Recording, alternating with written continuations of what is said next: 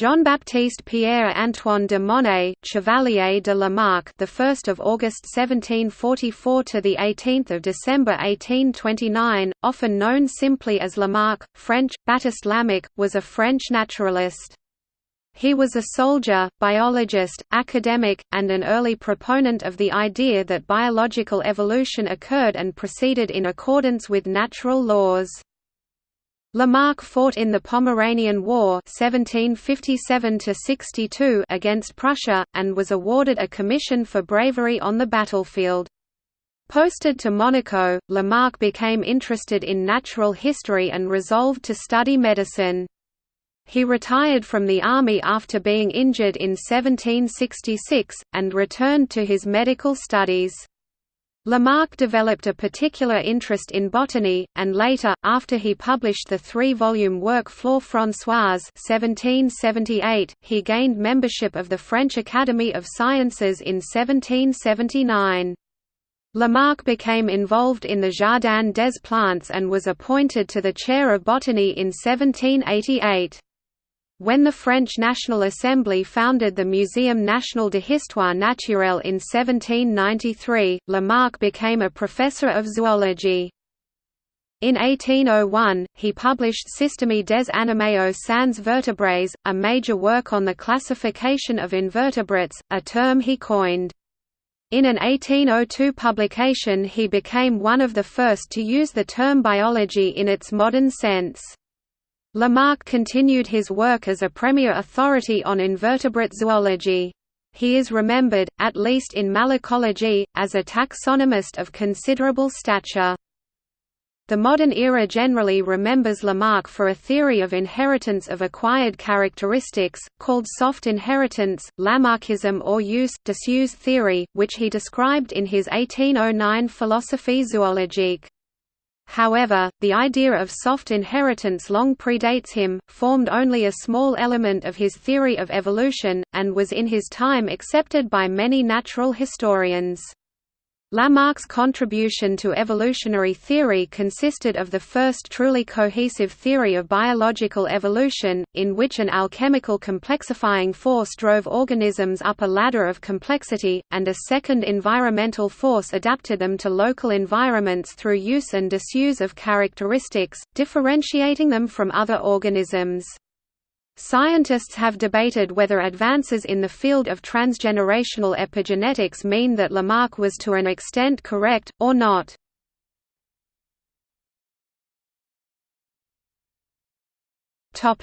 Biography. Jean-Baptiste Lamarck was born in Bazentin, Picardy, northern France, as the 11th child in an impoverished aristocratic family. Male members of the Lamarck family had traditionally served in the French army. Lamarck's eldest brother was killed in combat at the siege of Bergen-op-Zoom, and 2 other brothers were still in service when Lamarck was in his teenage years. Yielding to the wishes of his father, Lamarck enrolled in a Jesuit college in Amiens in the late 1750s. After his father died in 1760, Lamarck bought himself a horse, and rode across the country to join the French army, which was in Germany at the time. Lamarck showed great physical courage on the battlefield in the Pomeranian War with Prussia, and he was even nominated for the lieutenancy. Lamarck's company was left exposed to the direct artillery fire of their enemies, and was quickly reduced to just 14 men, with no officers. One of the men suggested that the puny, 17-year-old volunteer should assume command and order a withdrawal from the field, but although Lamarck accepted command, he insisted they remain where they had been posted until relieved. When their colonel reached the remains of their company, this display of courage and loyalty impressed him so much that Lamarck was promoted to officer on the spot. However, when one of his comrades playfully lifted him by the head, he sustained an inflammation in the lymphatic glands of the neck, and he was sent to Paris to receive treatment. He was awarded a commission and settled at his post in Monaco. It was there that he encountered Traité des plantes usuelles, a botany book by James Francis Chommel. With a reduced pension of only 400 francs a year, Lamarck resolved to pursue a profession. He attempted to study medicine, and supported himself by working in a bank office. Lamarck studied medicine for 4 years, but gave it up under his elder brother's persuasion. He was interested in botany, especially after his visits to the Jardin du Roi, and he became a student under Bernard de Jussieu, a notable French naturalist. Under Jussieu, Lamarck spent 10 years studying French flora. After his studies, in 1778, he published some of his observations and results in a 3-volume work, entitled Flore Françoise. Lamarck's work was respected by many scholars, and it launched him into prominence in French science. On 8 August 1778 Lamarck married Marie-Anne Rosalie de la Porte. Georges-Louis Leclerc, Comte de Buffon, one of the top French scientists of the day, mentored Lamarck, and helped him gain membership to the French Academy of Sciences in 1779 and a commission as a royal botanist in 1781, in which he travelled to foreign botanical gardens and museums. Lamarck's first son, André, was born on the 22nd of April 1781 and he made his colleague André Thuan the child's godfather. In his 2 years of travel, Lamarck collected rare plants that were not available in the royal garden, and also other objects of natural history, such as minerals and ores, that were not found in French museums. On 7 January 1786 his second son, Antoine, was born, and Lamarck chose Antoine Laurent de Jussieu, Bernard de Jussieu's nephew, as the boy's godfather. On 21 April the following year Charles René, Lamarck's third son, was born. René Louis Desfontaines, a professor of botany at the Royal Garden, was the boy's godfather, and Lamarck's elder sister, Marie-Charlotte Pelagie de Monet, was the godmother.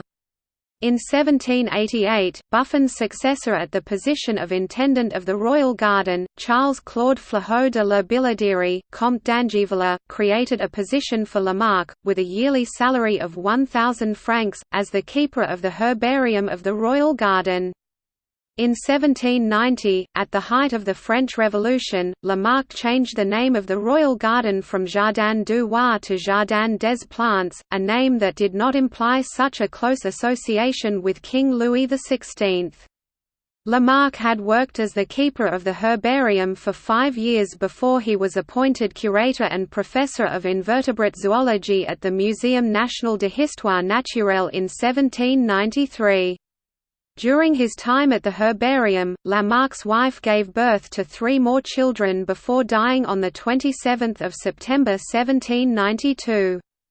With the official title of «Professeur de histoire naturelle des insectes et des vers», Lamarck received a salary of nearly 2,500 francs per year. The following year, on 9 October, he married Charlotte Reverdy, who was 30 years his junior. On 26 September 1794 Lamarck was appointed to serve as secretary of the Assembly of Professors for the museum for a period of 1 year. In 1797, Charlotte died, and he married Julie Mallet the following year. She died in 1819. In his first 6 years as professor, Lamarck published only 1 paper, in 1798, on the influence of the Moon on the Earth's atmosphere. Lamarck began as an essentialist who believed species were unchanging, however, after working on the mollusks of the Paris Basin, he grew convinced that transmutation or change in the nature of a species occurred over time. He set out to develop an explanation, and on the 11th of May 1800, the 21st day of Floréal, year 8, in the revolutionary timescale used in France at the time, he presented a lecture at the Muséum National de Histoire Naturelle in which he first outlined his newly developing ideas about evolution. In 1801, he published Système des animaux sans vertébrés, a major work on the classification of invertebrates. In the work, he introduced definitions of natural groups among invertebrates. He categorized echinoderms, arachnids, crustaceans and annelids, which he separated from the old taxon for worms known as verms. Lamarck was the first to separate arachnids from insects in classification, and he moved crustaceans into a separate class from insects. In 1802 Lamarck published Hydrogeology, and became one of the first to use the term biology in its modern sense. In hydrogeology, Lamarck advocated a steady-state geology based on a strict uniformitarianism. He argued that global currents tended to flow from east to west, and continents eroded on their eastern borders, with the material carried across to be deposited on the western borders. Thus, the Earth's continents marched steadily westward around the globe. That year, he also published Recherches sur l'organisation des corps vivants, in which he drew out his theory on evolution. He believed that all life was organized in a vertical chain, with gradation between the lowest forms and the highest forms of life, thus demonstrating a path to progressive developments in nature. In his own work, Lamarck had favored the then more traditional theory based on the classical four elements. During Lamarck's lifetime he became controversial, attacking the more enlightened chemistry proposed by Lavoisier. He also came into conflict with the widely respected paleontologist Georges Cuvier, who was not a supporter of evolution.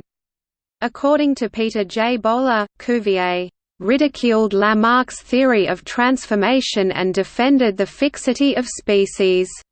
According to Martin J. S. Rudwick, Cuvier was clearly hostile to the materialistic overtones of current transformist theorizing, but it does not necessarily follow that he regarded species origin as supernatural. Certainly he was careful to use neutral language to refer to the causes of the origins of new forms of life, and even of man. Lamarck gradually turned blind. He died in Paris on 18 December 1829. When he died, his family was so poor they had to apply to the Académie for financial assistance. Lamarck was buried in a common grave of the Montparnasse cemetery for just 5 years, according to the grant obtained from relatives. Later the body was dug up along with other remains and was lost. Lamarck's books and the contents of his home were sold at auction, and his body was buried in a temporary lime pit. After his death, Cuvier used the forum of a eulogy to denigrate Lamarck. Cuvier's Eloge of Lamarck is one of the most deprecatory and chillingly partisan biographies I have ever read, though he was supposedly writing respectful comments in the old tradition of de mortui nil nisi bonum.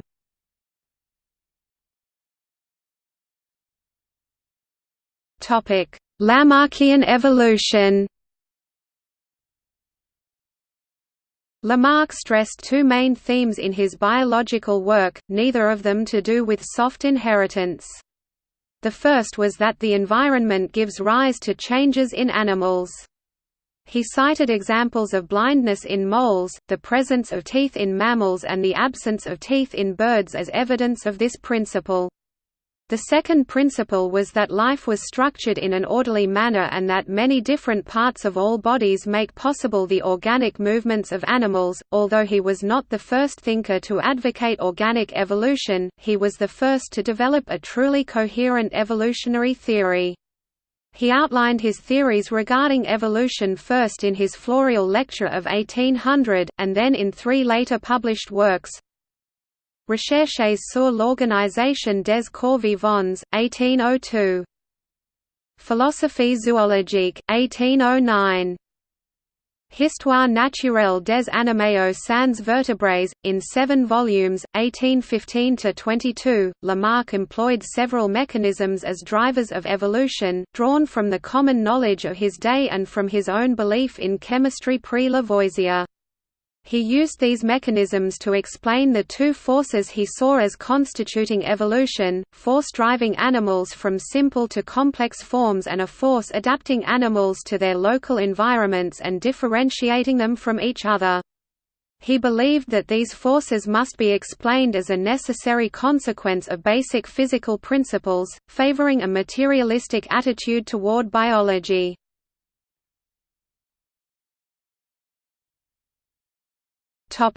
Le pouvoir de la vie, the complexifying force.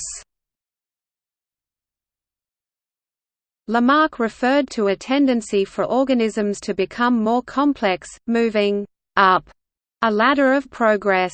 He referred to this phenomenon as le pouvoir de la vie or la force qui tend sans cesse à composer l'organisation, the force that perpetually tends to make order. Lamarck believed in the ongoing spontaneous generation of simple living organisms through action on physical matter by a material life force. Lamarck ran against the modern chemistry promoted by Lavoisier, whose ideas he regarded with disdain, preferring to embrace a more traditional alchemical view of the elements as influenced primarily by earth, air, fire and water. He asserted that, once living organisms form, the movements of fluids in living organisms naturally drove them to evolve toward ever greater levels of complexity. The rapid motion of fluids will etch canals between delicate tissues. Soon their flow will begin to vary, leading to the emergence of distinct organs.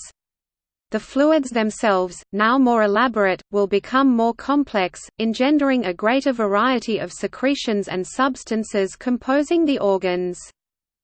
He argued that organisms thus moved from simple to complex in a steady, predictable way based on the fundamental physical principles of alchemy.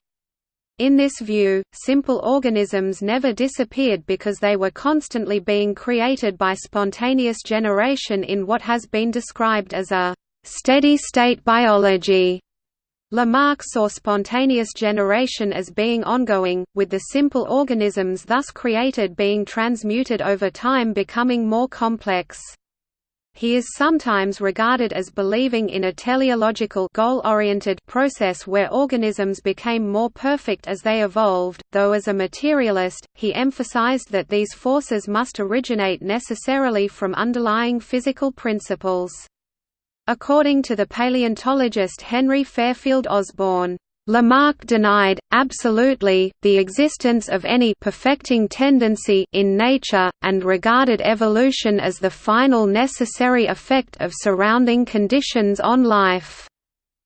Charles Coulston Gillespie, a historian of science, has written, "Life is a purely physical phenomenon in Lamarck," and argued that Lamarck's views should not be confused with the vitalist school of thought.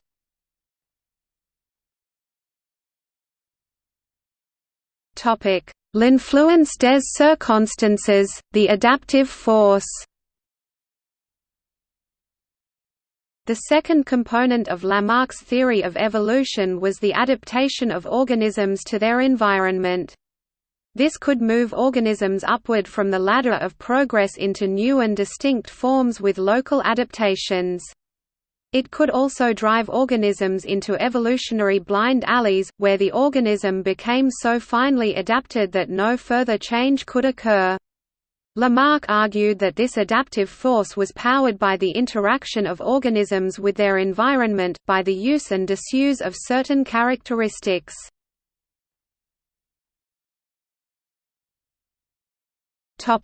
First law, use and disuse. First law, in every animal which has not passed the limit of its development, a more frequent and continuous use of any organ gradually strengthens, develops and enlarges that organ, and gives it a power proportional to the length of time it has been so used, while the permanent disuse of any organ imperceptibly weakens and deteriorates it, and progressively diminishes its functional capacity, until it finally disappears.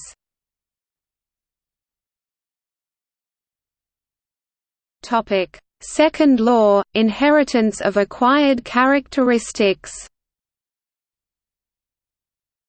Second law, all the acquisitions or losses wrought by nature on individuals, through the influence of the environment in which their race has long been placed, and hence through the influence of the predominant use or permanent disuse of any organ, all these are preserved by reproduction to the new individuals which arise, provided that the acquired modifications are common to both sexes, or at least to the individuals which produce the young. The last clause of this law introduces what is now called soft inheritance, the inheritance of acquired characteristics, or simply, Lamarckism, though it forms only a part of Lamarck's thinking.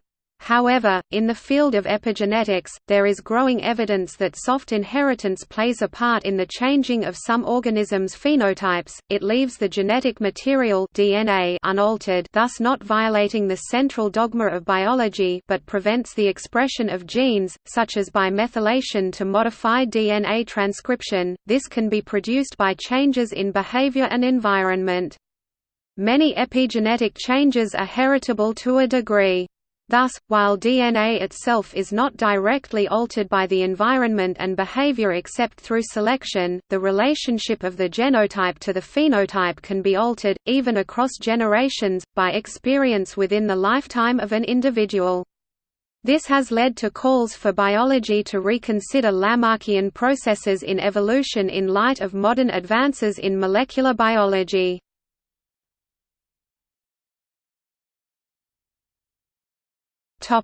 Religious views.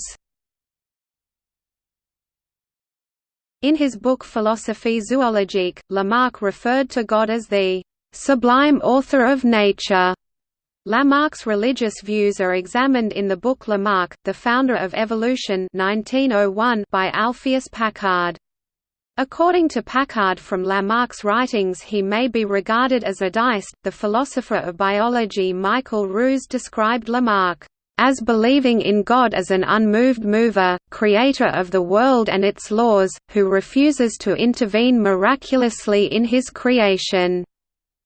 Biographer James Moore described Lamarck as a thoroughgoing deist.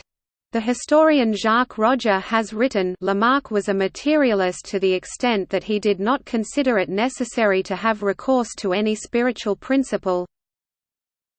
His deism remained vague, and his idea of creation did not prevent him from believing everything in nature, including the highest forms of life, was but the result of natural processes.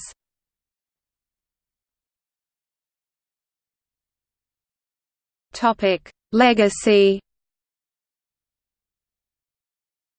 Lamarck is usually remembered for his belief in the then commonly held theory of inheritance of acquired characteristics, and the use and disuse model by which organisms developed their characteristics. Lamarck incorporated this belief into his theory of evolution, along with other common beliefs of the time, such as spontaneous generation. The inheritance of acquired characteristics, also called the theory of adaptation or soft inheritance, was rejected by August Weismann in the 1880s when he developed a theory of inheritance in which germ plasm, the sex cells, later redefined as DNA, remained separate and distinct from the soma, the rest of the body, thus nothing which happens to the soma may be passed on with the germ plasm. This model underlies the modern understanding of inheritance. Lamarck constructed one of the first theoretical frameworks of organic evolution. While this theory was generally rejected during his lifetime, Stephen Jay Gould argues that Lamarck was the primary evolutionary theorist, in that his ideas, and the way in which he structured his theory, set the tone for much of the subsequent thinking in evolutionary biology, through to the present day. Developments in epigenetics, the study of cellular and physiological traits that are heritable by daughter cells and not caused by changes in the DNA sequence, have caused debate about whether a neo-Lamarckist view of inheritance could be correct. Lamarck was not in a position to give a molecular explanation for his theory. Eva Jablonka and Marion Lamb, for example, call themselves neo-Lamarckists. Reviewing the evidence, David Haig observes that any such mechanisms must themselves have evolved through natural selection. Charles Darwin allowed a role for use and disuse as an evolutionary mechanism subsidiary to natural selection, most often in respect of disuse. He praised Lamarck for the eminent service of arousing attention to the probability of all change in the organic world, being the result of law, not miraculous interposition. Lamarckism is also occasionally used to describe quasi-evolutionary concepts in societal contexts, though not by Lamarck himself. For example, the mimetic theory of cultural evolution is sometimes described as a form of Lamarckian inheritance of non-genetic traits.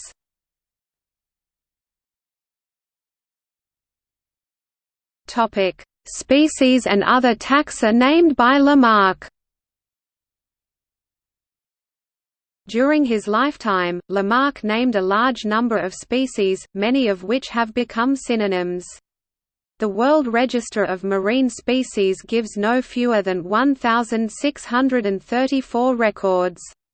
The Indo-Pacific Molluscan Database gives 1,781 records. Among these are some well-known families such as the arc clams Arcidae, the sea hares Aplysiidae, and the cockles Cardiidae. The International Plant Names Index gives 58 records, including a number of well-known genera such as the mosquito fern Azolla.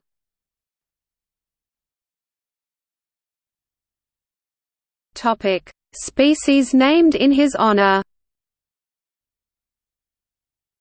The honeybee subspecies Apis mellifera lamarckii is named after Lamarck, as well as the bluefire jellyfish Cyanea lamarckii. A number of plants have also been named after him, including Amelanchier lamarckii, Juneberry, Digitalis lamarckii and Aconitum lamarckii, as well as the grass genus Lamarckia.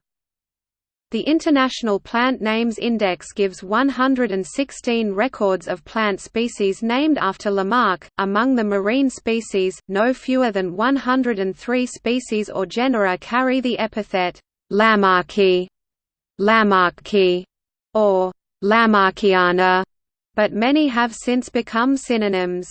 Marine species with valid names include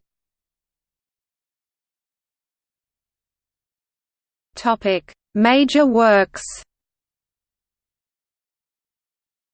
1778 Flore Françoise, Au, description succincte de toutes les plantes qui croissent naturellement en France. 1st ed. 2nd ed. 1795, 3rd 1805 de Candolle ed. 1809. Philosophie zoologique, Au exposition des considérations relatives à l'histoire naturelle des animaux. Paris. Lamarck, Jean-Baptiste 1783–1808. Encyclopédie méthodique. Botanique. Paris, Pankauka, see Encyclopédie méthodique. Supplement 1810–1817. L'illustration des genres, Volume 1, 1791, Volume 2, 1793, Volume 3, 1800, Supplement by Poret 1823 on invertebrate classification. 1801. Système des animaux sans vertébrés, au tableau général des classes, des ordres et des genres de ces animaux, présentant leurs caractères essentiels et leur distribution, d'après la considération de leur. Paris, D'Etaville, 8, 1–432. 1815–22.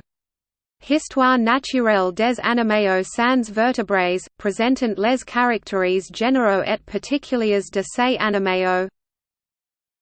Tome 1 1815, 1–462, Tome 2 1816, 1–568, Tome 3 1816, 1–586, Tome 4 1817, 1–603, Tome 5 1818, 1–612, Tome 6, pt.1 1819, 1–343, Tome 6, pt.2 1822, 1–252, Tome 7 1822, 1–711.